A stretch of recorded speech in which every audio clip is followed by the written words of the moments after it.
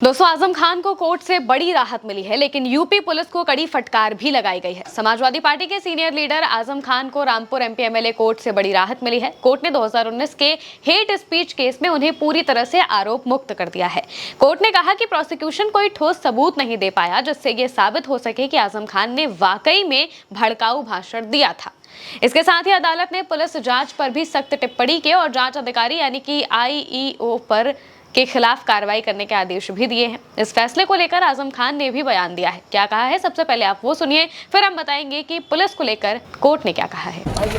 कोई कोर कसर उठाकर नहीं रखी है। अब अगर किसी मुकदमे में हम बरी होते हैं तो ये जान लीजिए कि उन सारी हदों को हमने पार किया और इंसाफ लेने में कामयाब हुए। उन मुकदमात के ख़िलाफ़ जो बड़ी तैयारी से और बड़े मंसूबाबंद तरीके से हमारे ख़िलाफ़ लिखे गए। अफसोस ये है कि हम पूरे परिवार के साथ मुजरिम बने।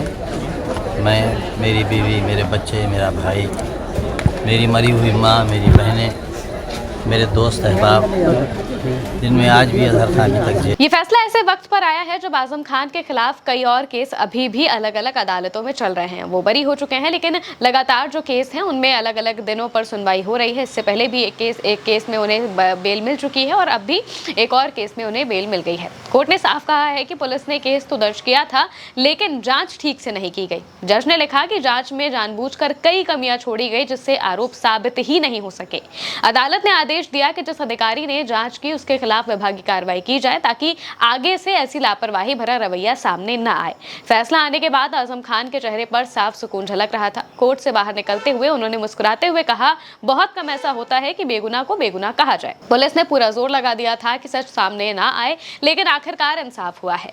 दोस्तों, केस के बारे में अगर बात करें तो ये मामला 2019 के लोकसभा चुनाव के दौरान का है। आजम खान पर आरोप था कि उन्होंने एक चुनावी सभा में सीएम योगी आदित्यनाथ, प्रधानमंत्री नरेंद्र मोदी और चुनाव आयोग के खिलाफ आपत्तिजनक और भड़काऊ बातें कही थी। साथ ही उन पर यह भी आरोप था कि उन्होंने मतदाताओं को उकसाने और आचार संहिता तोड़ने की कोशिश की।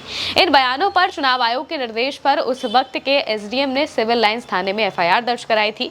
इस केस में कई साल तक सुनवाई चली और आखिरकार कोर्ट ने कहा कि सबूतों से कुछ भी साबित नहीं होता है। सोचिए, मामला 2019 का है, अब 2025 चल रहा है, लेकिन इतने पूरे वक्त तक ये जो पुलिस है ये साबित नहीं कर पाई कि आखिर पूरा मामला क्या था।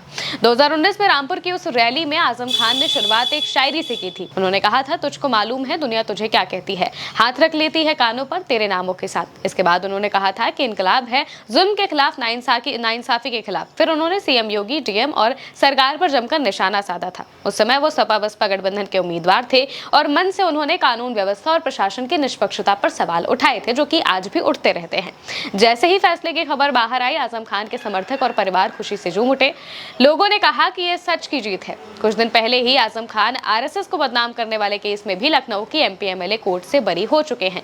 उस केस में भी कोर्ट ने कहा था कि पुलिस ने सबूत कमजोर तरीके से पेश किए और जांच अधूरी रखी। हालांकि आजम खान पर अब भी कई मुकदमे लंबित हैं, कुछ में उन्हें सजा भी सुनाई जा चुकी है, लेकिन 2019 के इस हेट स्पीच केस में पहली बार कोर्ट ने उन्हें पूरी तरह से आरोप मुक्त किया है।